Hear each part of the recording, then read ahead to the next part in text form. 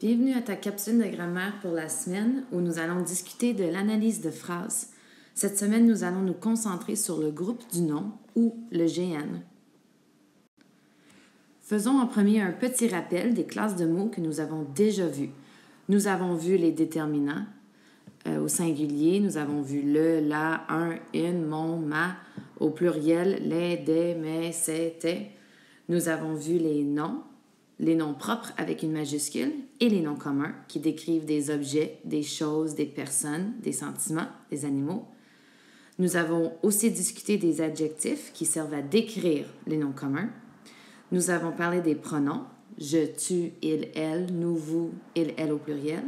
Et nous avons discuté des verbes qui accompagnent les pronoms. On retrouve dans les phrases un groupe du nom. Le groupe du nom est formé en utilisant des noms propres et communs, des déterminants et des adjectifs. La première forme de GN est simplement un nom propre.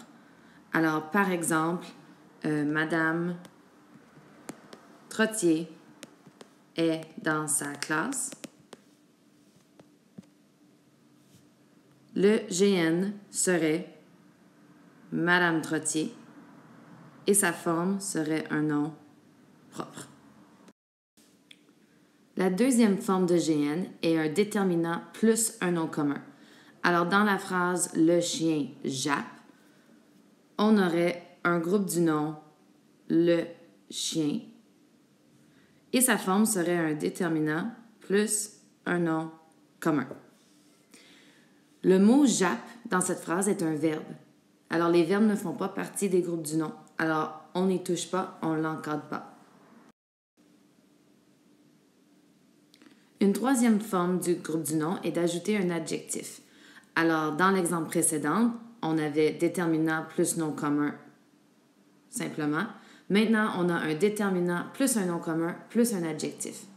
Alors, dans la phrase « La fille gênée ne parle pas », le groupe du nom serait « La fille gênée » et on lui donnerait comme forme un déterminant plus un nom commun plus adjectif.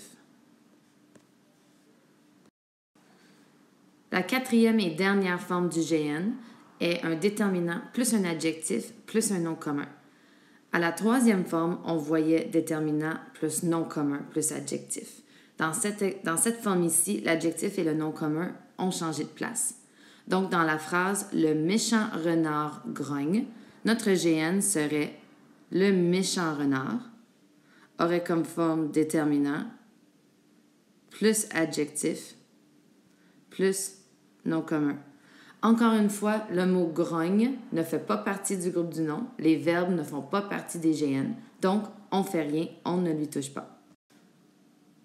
Maintenant, voici quelques exemples de GN que nous avons sortis de phrases. La pomme rouge, Amy, le chien, le petit chandail. Peux-tu te pratiquer dans ton cahier de traces à trouver les différentes formes de ces GN? Je vais t'aider un petit peu. Alors, dans le premier exemple, la pomme rouge, nous avons un déterminant plus un nom commun plus un adjectif. Dans l'exemple du GN ici, le chien, nous avons un déterminant plus un nom commun. Chien, c'est un animal. Dans Amy, Amy est le nom d'une fille, c'est un nom propre. Quand il y a un nom propre dans un GN, il est souvent tout seul. Et finalement, notre dernier exemple de GN, le petit chandail, a la forme déterminant plus adjectif plus nom commun. Là maintenant, tu vas te pratiquer seul. Dans ton cahier ou sur une feuille mobile, comme tu veux, écris la phrase « Alex est un étudiant sérieux ».